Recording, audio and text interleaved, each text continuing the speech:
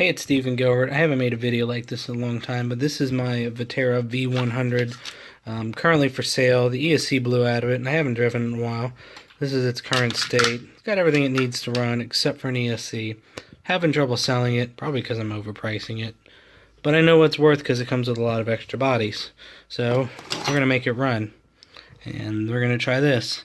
I looked at this concept a while ago, and I was a bit iffy about it, especially since it said...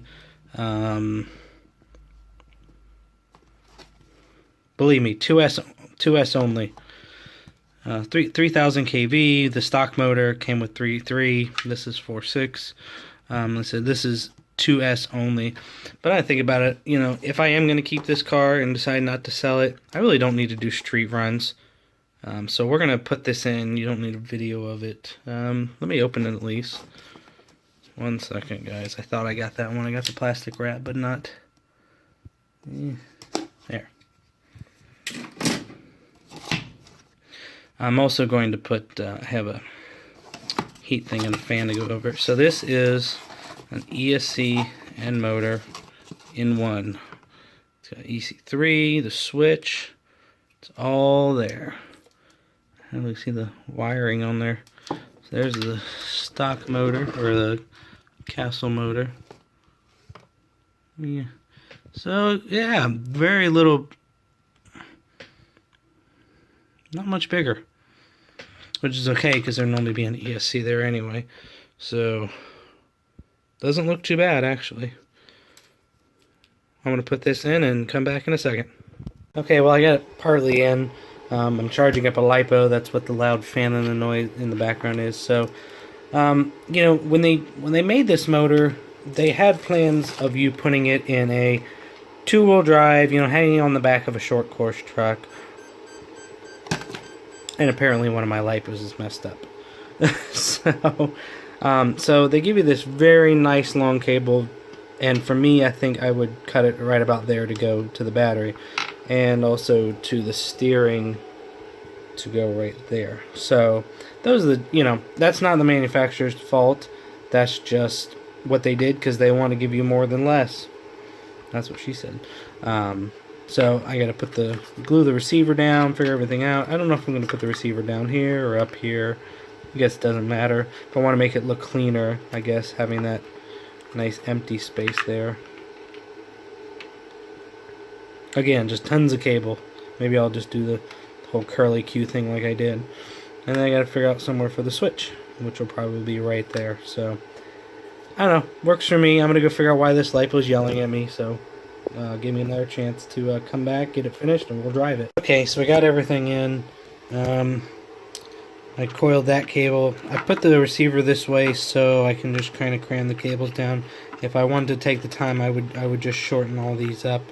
And I'm going to shorten that up later if I don't sell the car. I also took this pretty nice red motor and put this very contrasting blue heatsink on it. They say there's no real heat issues considering it's only running 2S, but I've still got a fan blowing. There's no slots here, so the fan will go directly over the air slots for the ESC, so it should be fine. And I put the switch over here. I was going to put the switch on top of the receiver, but I figured a good place, you know, under the body to get my fingers in there. And once I get a battery charge and get this binded again, it should be good to go. I have several sets of tires for this car. I'm gonna take these foam ones off and put maybe like these ones on, whatever's left of it. So again, that's what it looks like. And actually, just to let you know, compared to a normal just motor, this is actually a little bit wider, just by 1 millimeter. So this motor is actually sitting on the plastic body, where before it would just hover over it. I don't think you worry about heat or anything because I'm not running 3S. If I have that kind of heat to melt plastic, then I'm definitely going to mess up that ESC in it. So a couple more steps and we'll be good.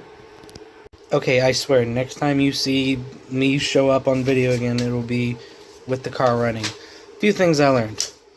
Duratrax LiPos suck. The battery's screwed up, but I just ran it off a little bit so I could bind it. The issue I ran into, it would go forward really smooth, almost like a censored system.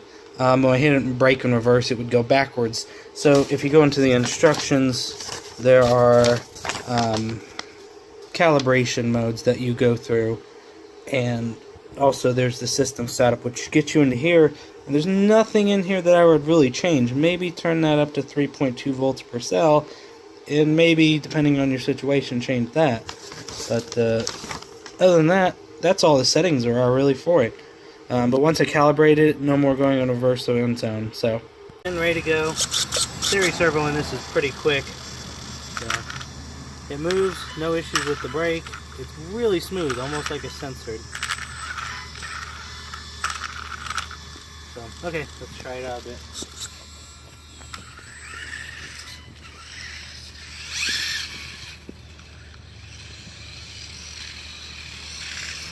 Tires are kind of sliding on this surface because they're cold.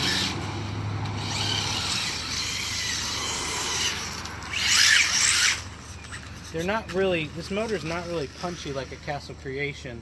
I mean, but it's an $80 motor versus a $50 system, so. I think if you wanted to do like on-road racing on a smaller track and you want something with more handling than power, I definitely think this is a good way to do it.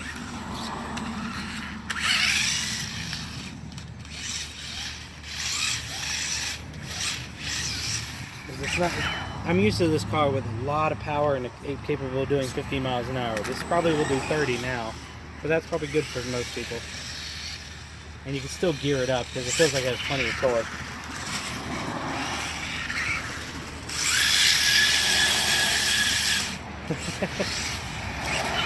Well, that's it for now. Let's see if the motor's hot. I mean, I got this fan on here, so ESC is a little warm for just running that little bit, because it's ESC and motor in one. But that fan should take care of it. Shouldn't have any issues with heat or anything. So, and because it's not really covered. So, that's it, folks. Like and subscribe, and thank you from Steven and Chelsea.